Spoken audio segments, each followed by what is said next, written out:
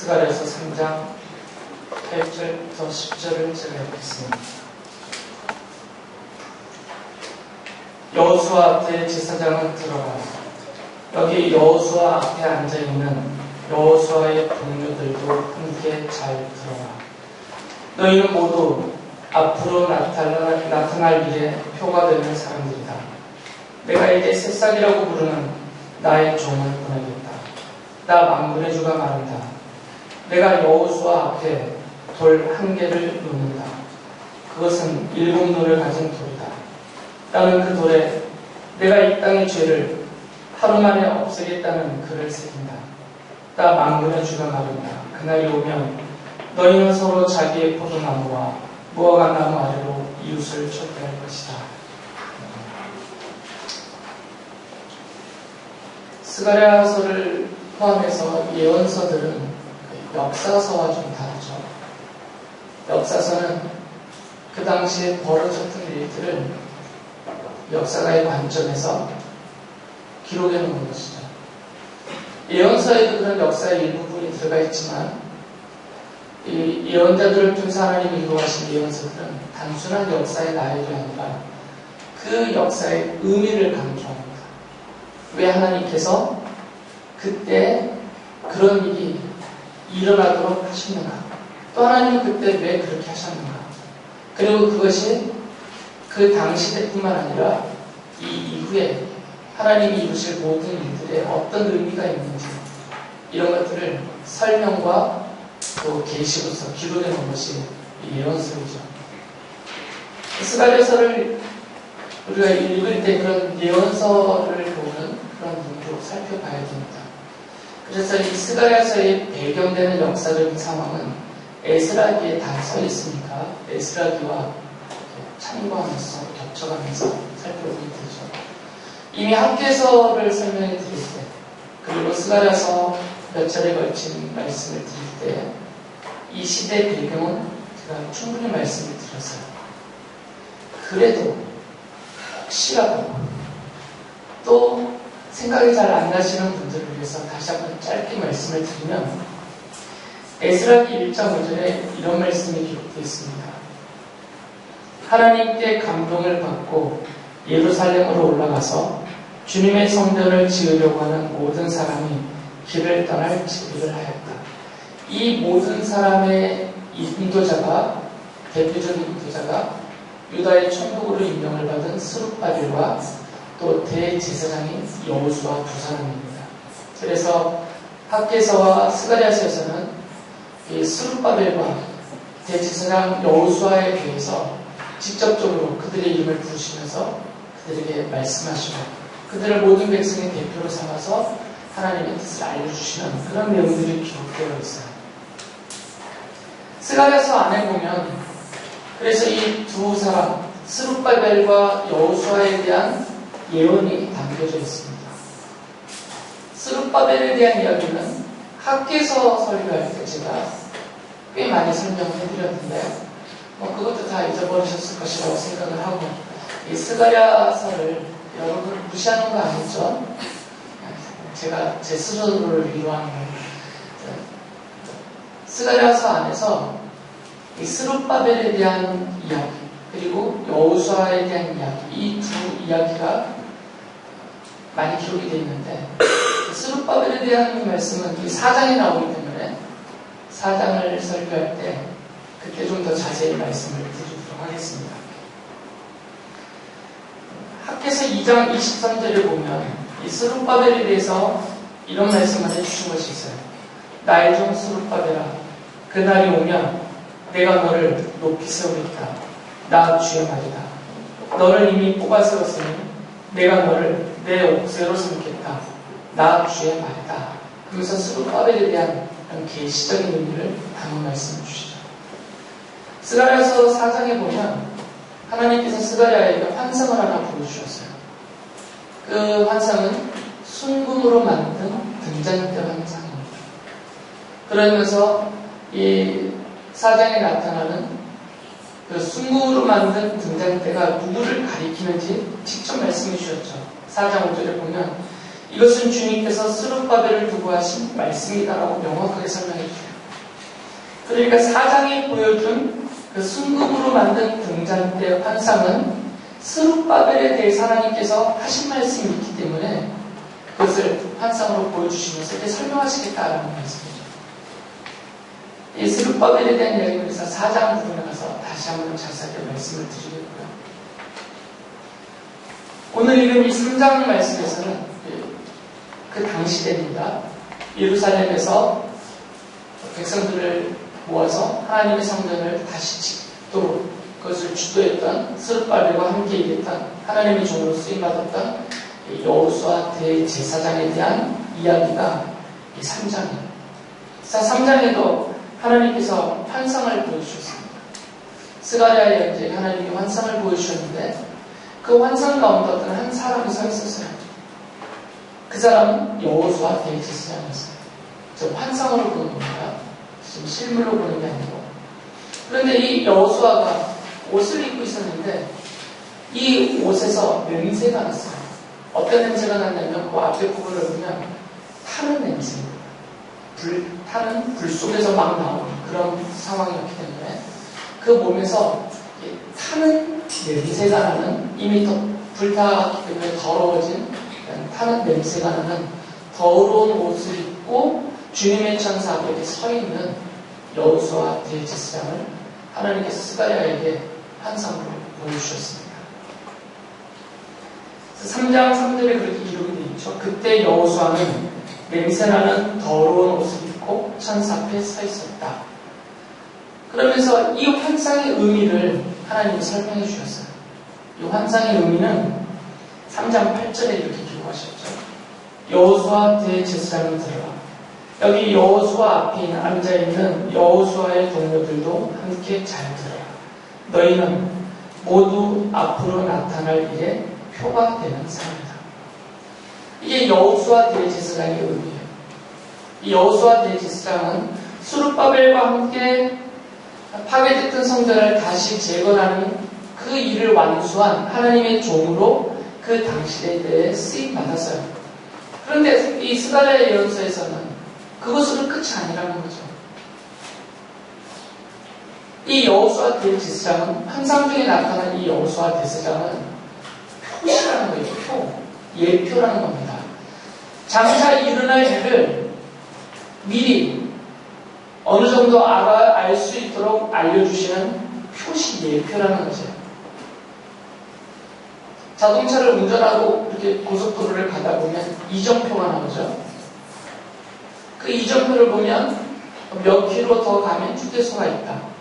또 얼만큼 더 가면 나가는 출구가 있다. 이런 것을 다 보여주고요. 내가 가고자 하는 최종적인 목적지까지 얼만큼의 거리가 남아있다. 이런 것들을 알려주는 게 이정표예요. 그러니까 이정표를 쭉 보고 따라가면 최종적인 목적지에 무사하게 도착할 수 있죠. 이 문등을 시내를 돌아다니려면 이정표를 볼 필요가 없죠. 그냥 너무 한눈에 다 보이니까. 물론 그 와중에도 길을 헤매시는 분들이 있어요. 동서남북을 분간하지 못하는 분들이 저희 집에 사는 분이 있지만 그러나 먼 길을 가려면 먼 곳을 가려면 막 중국은 이 동쪽 끝에서 서쪽 끝까지 가려면 3,000km 가야 되잖아요. 먼 곳을 가려면 이정표를 보고 따라가야 돼요. 아무리 고속도로를 가도 이정표를 봐야 고속도로가 계속 이렇게 그물망처럼 얽혀있기 때문에 어느 부분에서 빠져서 다른 고속도로를 타야 되고 이런 식으로 꼭 이정표를 잘 봐야 됩니다. 옆 사람하고 떠들고다가 아차하는 순간에 지나가면 몇 킬로를 또 빼고 돌아가야 되잖아요. 그래서 이정표는 그런 역할을 합니다. 목적지를 가르쳐주는, 알려주는 그런 역할을 하죠. 또 영화를 보면 예고편이 있잖아요. 극장이든 텔레비전에서든 광고로 상영할 영화에 대해서 미리 짧게 재미난 부분이라든지 인상적인 부분이라든지 이런 것들을 편집을 해서 길지 않게 짧게 예고편을 만들어서 예고편을 상영합니다. 그러면 그 예고편을 보면서 얼마 있으면 상영하게 될 영화는 이런 영화구나 하고 대략 감을 잡게 되죠. 물론 이 못된 편집자들은 그 예고편에다가 함정을 넣어가지고 실제로는 영화 상영할 때 별거 아니었는데 예고편에서만 엄청 재미난 것처럼 생각하는 그런 사람들도 있지만, 예고편은 본 영화가 어떤 성격의 또는 어떤 내용의 영화일지를 대략 알 수 있게 보여주는 짧은 필름이죠. 이 예표라는 것은 그런 역할을 한다는 거죠. 장차 어떤 일이 일어날 것인데 그 일은 하나님이 주도적으로 일어나게 하시는 거예요. 장차 일어날 어떤 일이 있는데 그 일을 지금 그게 어떤 일인지 대략 알 수 있도록 미리 보여주는 표시, 이것을 예표라고 하죠. 여호수아가 바로 이런 예표라는 거죠. 이 여호수아 대제사장을 보면, 그리고 그에게 일어난 일을 보면, 그리고 그에게 하나님이 하신 말씀과 그를 통해서 하나님이 계획하고 계신 것을 보면, 장차 어느 시점에서 하나님이 어떤 일을 일어나게 하실 것인데 그 일이 이런 의미구나라는 것을 미리 알고 바라볼 수 있게 준다는 거죠. 그래서 여호수아 대제사장은 그런 예표예요. 그럼 이제 이 여호수아 대제사장은 장차 일어날 어떤 일을 미리 알려주는 예표인가? 이것을 생각해 보면 되겠죠. 스가랴 예언서는 그 이유 때문에 기록해 놓으신 거죠. 이 예언서를 받아보는 그 당시대 사람들과 또 후대 사람들에게 장차 하나님이 하실 그 일이 어떤 일인지를 미리 대략적으로 좀 이렇게 알고 생각하면서 그 일이 언제 일어나는지, 하나님이 약속하신 그때 과연 약속하신 그대로 일어나는지를 확인하면서 그때 일어난 일을 보면서 맞다, 이 일은 하나님이 스가랴 예언자를 통해서 주신 바로 그 약속이었구나, 그것을 확인할 수 있게 해준다는 거죠. 이미 진짜 아시겠지만 어떤 분이 그러셨어요. 김찬희 목사의 설교는 늘 똑같고 결국은 어떤 성경, 어떤 내용, 어떤 인물을 다루어도 결론 부분에 가면 늘 비슷하다고 하세요. 그건 저를 칭찬해 주시는 말씀입니다. 제가 성경 해석을 바로 하고 있다는 저를 칭찬해 주는 말씀이죠. 모든 성경이 예수님에 대해서 기록하고 있기 때문에 모든 성경 어느 부분, 어떤 사건, 어떤 인물을 해석하고 설명하고 설교한다고 해도 결론은 다 모든 성경이 예수님에 대해서 말하고 있는 거니까 결론은 다 예수님과 관계된 것으로 말을 하고 내려지는 거죠. 만약에 결론이 예수님이신데 가다가 갑자기 사람 얘기로 빠지든지 정치 얘기로 빠지든지 개그하고 끝난다든지 이를 뿌리면 그냥 설교를 올바른 게 아니잖아요. 비록 재미는 없겠지만 결론이 늘 예수님과 또 예수님의 하신 일과 그런 것들과 관계된 것으로 결론이 나진다면 잘못된 길로 가는 것은 아니다라는 것이죠. 그래서 여호수아 이 대제사장도 당연히 제가 만약에 질문한다면 당연히 누구에 대한 예고편이겠어요? 누구에 대한 규표요. 이 여호수아 대제사장은 누구에 대한 미리 알려주는 예표일까? 크게 말해주면 우리 엄마가 엄청 기뻐하실 텐데 뒤에서 들으면서 예수님이라고 얘기했죠. 답은 하나님 건데 제가 아이들에게 질문하면 답은 늘 둘 중에 하나예요. 예수님 아니면 하나님. 다른 건 안 볼 거니까. 여호수아 대제사장은 장차 오실 그리스도, 메시아에 대한 예표입니다. 이제 그것을 스가랴서가 설명하고 있어요. 3장 8절을 보면 하나님이 이런 약속을 하십니다. 내가 이제 새싹이라고 부르는 나의 종을 보내겠다. 예전 개혁성경에서는 이 새싹을 순 이렇게 썼어요. 순. 그래서 순이라고 불리는 사람 이렇게 썼어요. 이 세번역 성경을 이걸 좀 더 현대어 번역을 한 거죠. 순 그러면 우리 아들 같은 경우는 헷갈리거든요. 새싹 그러면 알겠지. 소연아. 새싹 그러면 알지. 하나님께서 약속을 하신 것이 하나 있어요.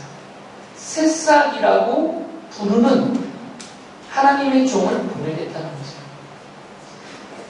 때는, 그 시점은 정확하게 말씀해 주시지 않았지만 하나님이 어느 때, 하나님이 정하신 그때가 되면 한 사람을 보낼 것이다, 이 땅에.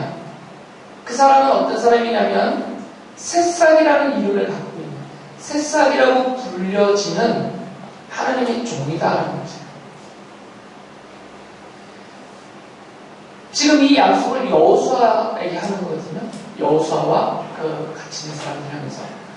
그런데 6장 12절에 가면 이 새싹이 누군지를 좀 더 구체적으로 언급을 하세요. 이렇게 말씀하시죠. 나 만군의 주가 이렇게 말한다. 이 사람을 보아라. 그의 이름은 새싹이다. 여기서 이 사람은 누굴까요? 저 환상 중에서 하나님이 지적하고 있는 이 사람. 여호수아예요. 그 6장 12절 앞에 보면 여호수아에게 왕관을 만들어서 씌워주시거든요. 그러면서 그 여호수아를 가리키면서 이 사람을 보라요. 이 왕관을 쓰고 있는 이 사람. 그 사람이 여호수아거든요. 이 여호수아 대제사장, 그 왕관을 쓰고 있는 그 대제사장을 보아라. 이 사람이 바로 새싹이다라고 말씀하셨어요. 그의 이름이 새싹이다. 그러니까 이 환상 중에 나타난 여호수아는 성전을 재건하는 데 힘을 썼던 대제사장 여호수아라는 어떤 한 인물을 말하는 게 아니죠. 예표니까 환상 중에 나타난 그 여호수아는 바로 새싹이라고 불리는 하나님께서 장차 보내실 하나님의 종, 그분에 대한 예표라는 거죠.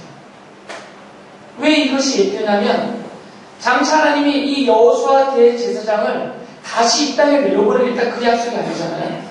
이 여호수아 대제사장 같은, 지금 이 사람에게 하나님이 약속하시고 이 사람을 통해서 하시고자 하시는 바로 그 모든 것을 담고 있는 여호수아 대제사장과 같은, 여호수아가 새싹이라고 불려지는 것처럼 새싹이라고 불려지는 하나님의 종을 보내시겠다는 말씀입니다. 그러시면서 이 여호수아 대제사장이 새싹이라고 불려지는 하나님의 종인데 그 역할이 무엇이냐? 장차 하나님이 보내시는 새싹이라고 불리는 그 하나님의 종이 이 땅에 와서 할 일이 무엇인지를 미리 말씀해 주셨어요. 3장 9절에 보면 하나님께서 이 여호수아 앞에 7개의 눈을 가진 돌을 하나 놓겠다고 하셨어요. 그런데 이 돌에는 세상의 모든 죄가 기록되어 있어서 바로 3장 9절을 보면 이 땅의 죄를 하루 만에 없애겠다라고 말씀했어요. 이 땅의 죄를 하루 만에 없애겠다. 이 돌의 역할은 무엇이냐면 세상의 모든 죄를 다 보는 눈이 있어요. 7개의 눈. 이 7개의 눈이라는 것은 단순하게 숫자적인 칠이 아니라 완전한 수니까 이스라엘 사람들의 히브리적 표현에 의하면 숫자 7은 완전수거든요. 그러니까 못 보는 것이 없다는 것이에요. 세상은 모든 것, 세상은 모든 사람을 다 살펴본다는 거죠. 그러면서 뭘 보시겠어요? 그 7개의 눈이 여러분을 보고 있다면 여러분에게서 무엇을 보겠다는 거죠? 뒤에 나오는 말씀과 연결하는 우리 죄를 보신다는 거죠. 그래서 이 모든 죄가 드러나서 이 드러난 모든 죄가 며칠 만에요? 그럼 이제 며칠 만에 다 없으시겠습니까? 그래서 하나님이 하루 만에. 야, 근데 그걸 기억하고 있네. 나중에 누구한테 물어봐야 되겠어요. 단 하루 만에 그 모든 세상의 죄를, 모든 사람의 죄를 단 하루 만에 없애겠다고 하셨어요. 언제? 세빈아, 언제 이렇게 없애시겠다고 하셨어요? 그래, 그 종말의 때가 언제야? 하나님이 누굴 보내신다고 했어요? 새싹이라고 부르는 하나님의 종.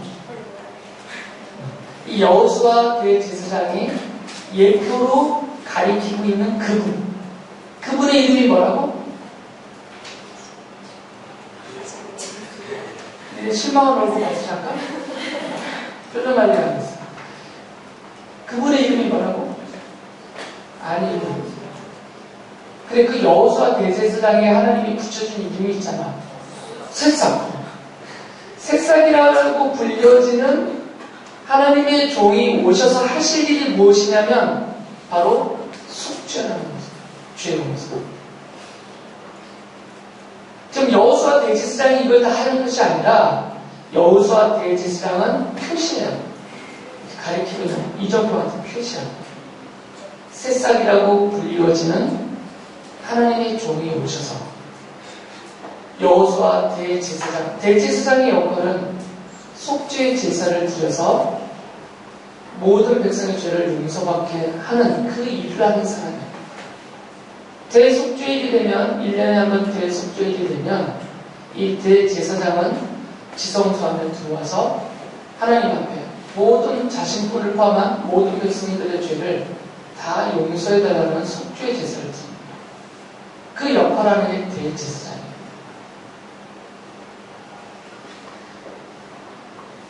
또 한 가지, 이게 첫 번째입니다. 이 여호수아 대제사장이 예표로 가리키고 있는 새싹이라고 부르는 하나님의 종이 오셔서 하실 일 첫 번째예요. 그게 뭐였죠? 수빈아? 두 글자로 뭐라고? 속죄. 수준이 있어서 내가 두 글자로 부르는 속죄. 이게 첫 번째입니다. 이 속죄, 대속죄의 사역은 직분으로 하면 누가 하는 일입니까? 왕 이론자 제사장 중에 제사장. 그래서 장차 오실 이 하나님의 종, 새싹이라고 부르는 하나님의 종은 대제사장의 직분을 갖고 오시는 거예요. 왜요? 뭘 하기 위해서 대제사장으로서 오시는 거죠? 속죄의 사역을 하기 위해서. 두 번째는 6장 12절부터 13절 보면 너는 그에게 이렇게 말하여라. 나 만국의 주가 이렇게 말한다. 이 사람을 보아라. 그의 이름은 새싹이다. 그가 제 자리에서 새싹처럼 돋아나서 주의 성전을 지을 것이다. 그가 주의 성전을 지을 것이며 위엄을 갖추고 왕좌에 앉아서 다스릴 것이다. 민혁아, 이 왕좌에 앉는 사람을 우리는 뭐라고 부르지? 한 글자로? 그렇지. 한 글자가 되게 길게 되는 왕. 짧게 왕을 할 줄 알았는데. 이 왕의 자리니까 왕만 앉아야 되죠? 왕좌에 다른 사람이 앉으면 반역죄가 돼요. 아무나 앉을 수가 없습니다. 왕좌는 왕만 하는 거죠. 이 여호수아 대제사장을 새싹이라고 불렀어요. 그러면서 장차 이 새싹이라고 부르는 하나님의 종이 올 것인데 그분이 하실 일 중에 또 한 가지는 무엇이냐면 무엇을 먼저 짓는다고 했어요? 성전을 짓고 그 다음에는 무엇을 갖추고 스스로 왕의 위엄을 갖추고 그리고 어디에 앉는다고요? 왕좌에 앉는다. 그러니까 잠깐 몰래 앉는 게 아니고요. 궁금해서 잠깐 몰래 앉았다 가는 게 아니라 왕의 위엄을 정식으로 갖추고 왕의 자격으로 왕좌에 앉는 왕이시라는 거죠. 왕으로 오신다는 겁니다. 두 번째요. 첫 번째는 대제사장으로 오시고 두 번째는 뭘로 오신다고요? 왕으로 오신다. 장차 오실 새싹이라고 부르는 하나님의 종은 이 두 가지 일을 하기 위해서 두 가지의 신분으로 오시는 거예요. 우리의 모든 세상의 모든 사람들의 죄를 단 하루 만에 수천 년을 거치지 않고 단 하루 만에 다 없애시기 위해서 대제사장으로 이 땅에 오셔서 그 속죄 일을 하시는 거죠. 장차 그분이 오신다는 겁니다. 또 하나는 이분은 왕의 위엄을 갖추고 왕으로 오셔서 이 온 우주와 세상 모든 나라와 국한하면 하나님의 백성들을 다스리는 그 나라의 왕으로서 오신다는 거죠. 바로 이 여호수아 대제사장은 그분을 새싹이라고 부르는 왕으로서 대제사장으로서 오시는 하나님의 종을 가리키며 보여주는 예표다라는 거죠. 그 의미가 있다는 것입니다. 임시한 내가 엄청 기대를 하고 그렇게 부르는 거야. 왜 하필이면 여호수아일까? 왜? 장차 오실 예수 그리스도를 가리키는 예표로서 하나님이 선택하신 그리고 환상 가운데 보여주신 그분의 이름이 여호수아잖아. 대제사장의 이름이.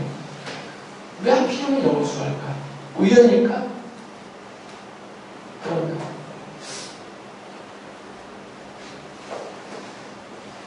난 실망한 얼굴 아니야. 너무 어려운 질문을 했어요. 왜 그 이름을 여호수아라고 했을까? 역대 대제사장의 이름이 다양하잖아요. 이건 우연은 아닌 것 같아요. 여호수아의 뜻이 뭐죠?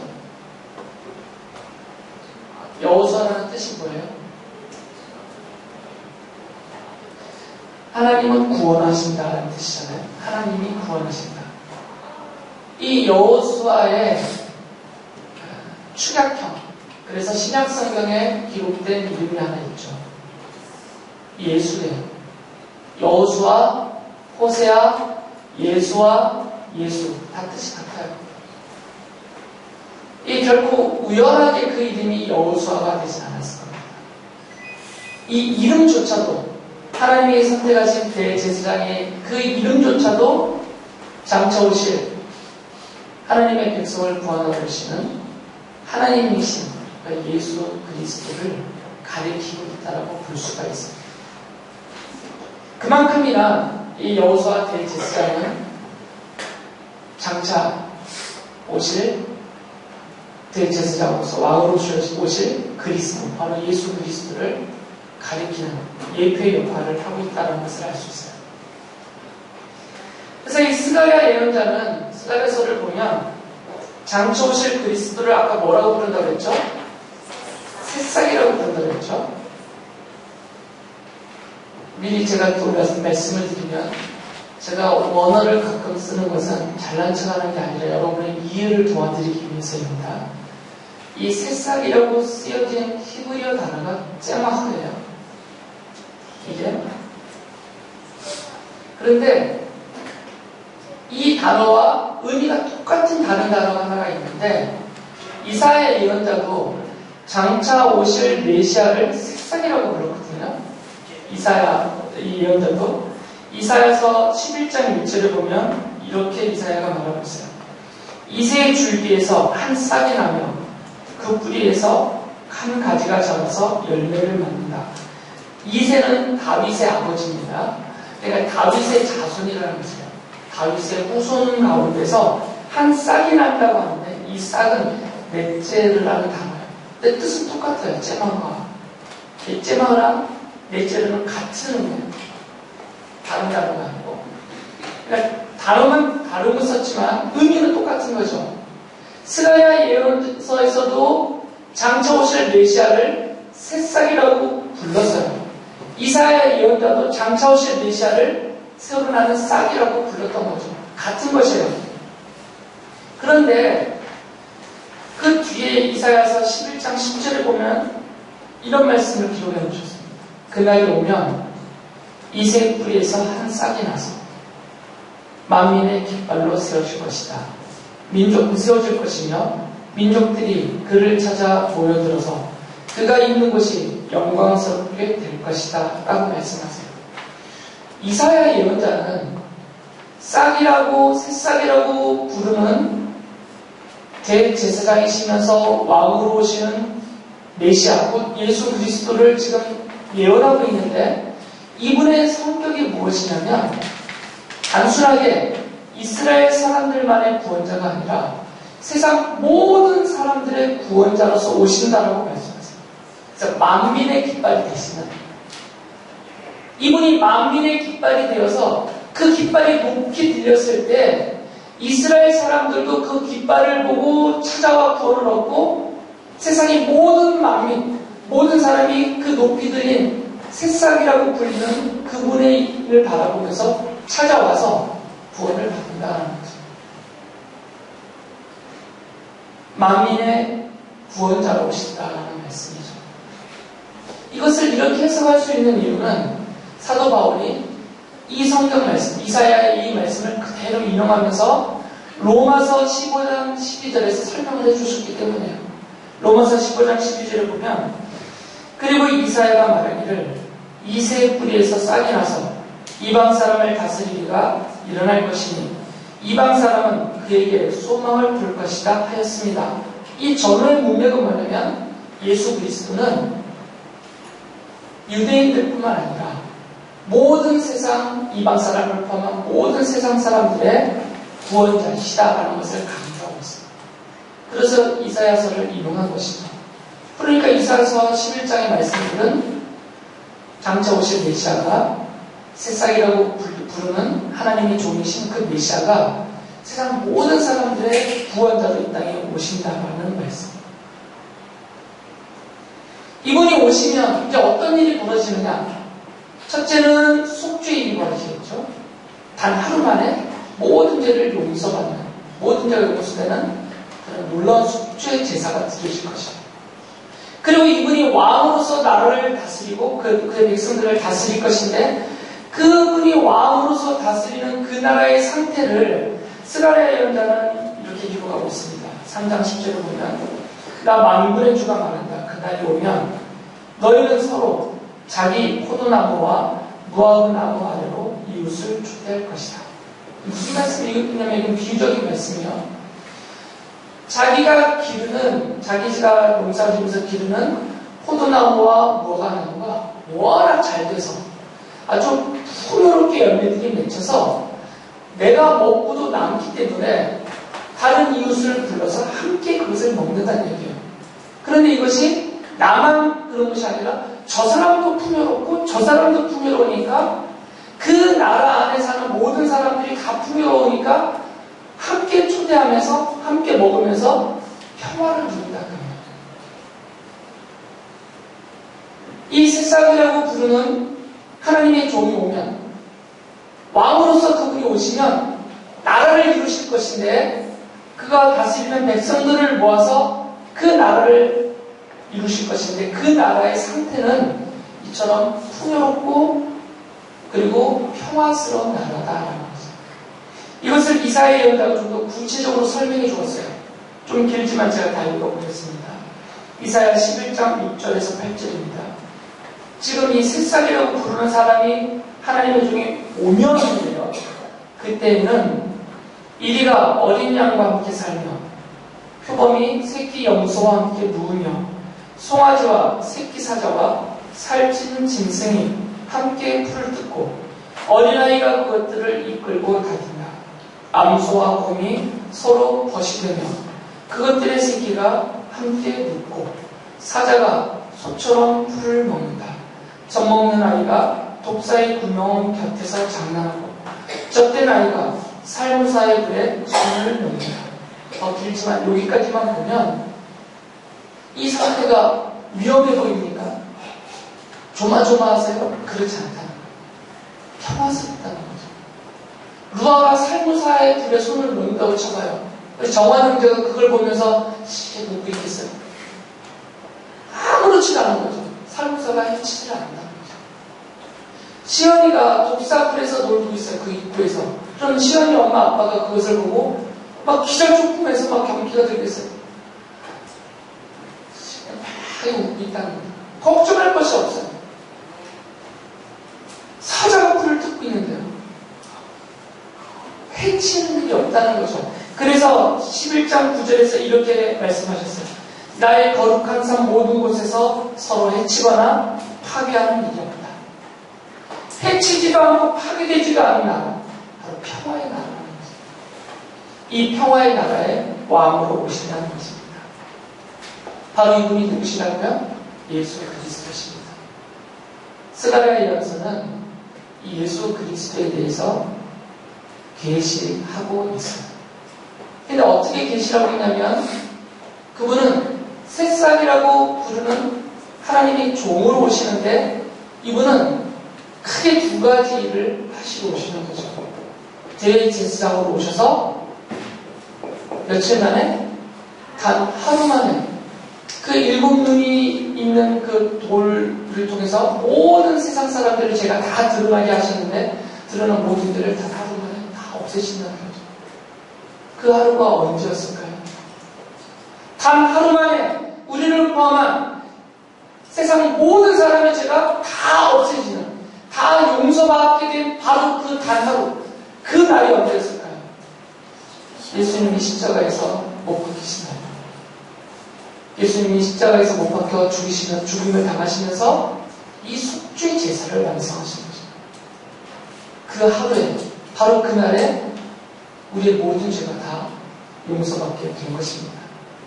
그리고 그 예수님은 왕으로 오시기 때문에 우리가 지금 우리의 눈과 우리의 생각이 미련하고 어두워서 보지도 못하고 깨닫지도 못하고 실감을 못할 뿐이지 예수께서는 왕으로 오셔서 넓게는 이 온 우주를 다스리고 계시고 이 세상 나라를 다스리고 계시고 세상의 모든 사람 만물들을 다스리고 계시고 좁게는 하나님이 창세전에 선택하고 부르시고 십자가의 복음을 믿게 하셔서 하나님의 자녀의 백성으로 삼으신 모든 성도들을 왕으로서 다스리고 계십니다. 그분의 다스리심은 폭력적이지 않습니다. 노력이 없어요. 세금을 거둬들여서 백성들을 궁핍하게 만드는 이런 악한 왕이 아닙니다. 어떤 왕이라고 했어요? 이 왕이 다스리는 나라의 상태 두 단어. 풍요로운 평화로운 나라. 풍요롭고 평화로운 나라. 그 나라의 백성이 되게 하시고요. 그 나라를 누리며 살게 하시는 것입니다. 이 땅에 사는 동안 우리의 왕이신 주님이 우리를 그 풍요로운 나라의 백성으로 풍요를 누리며 살아가게 하실 것입니다. 그러나 그것은 아직 완전한 형태는 아닙니다. 또 우리를 평화스러운 상태로 살게 해주실 것입니다. 이것도 여전히 제한적입니다. 왜 그러냐면 그 풍요롭고 평화로운 하나님의 나라는 이 땅에 지금 현 세상에 임하여 있지 않기 때문에 완전한 그 나라는 최종적인 하나님의 나라 바로 하늘에 있는 그 하늘 나라의 상태입니다. 그래서 지금은 과도기예요. 그 나라의 시민으로서 그 나라의 백성으로서 왕의 다스림과 보호와 돌보심을 받아서 풍요롭고 평화로운 삶을 사는 백성들도 있고 그러나 우리가 해야 할 그 하나님의 뜻이 있기 때문에 그 풍요로움을 잠시 거둬가시거나 그 평화를 잠시 거두시는 때도 있습니다. 이 땅에서는 이게 제한적이란 말이에요. 왕이신 예수님의 힘이 부족해서 제한적이라는 것이 아니라 완전한 그날에서 완전하게 이루어질 때까지 이 땅에서는 스스로 왕이신 주님께서 스스로를 제한하셔서 이 땅에서 일시적으로나 일부분 그것을 누리고 살게 해주신다는 거죠. 우리가 그날의 백성입니다. 평화의 왕이신 예수 그리스도의 다스림을 받는 그 다스림의 성격은 풍요와 번영인데 그리고 평화인데 돌보시고 보호하시고 또 이끌어주시는 다스리십니다. 그 다스림 속에서 우리의 모든 죄를 단 하루 만에 주님이 십자가에 달리신 가운데 다 용서해 주신 그 사랑을 그 은혜를 믿으면서 감사하면서 늘 그 일곱 눈이 나를 살피고 있다는 것을 알아서 부끄럽지 않도록 죄송스럽지 않도록 주님이 보실 때 기뻐하시도록 그렇게 믿음으로 섬기며 살아가는 우리 모두가 될 수 있기를 바랍니다.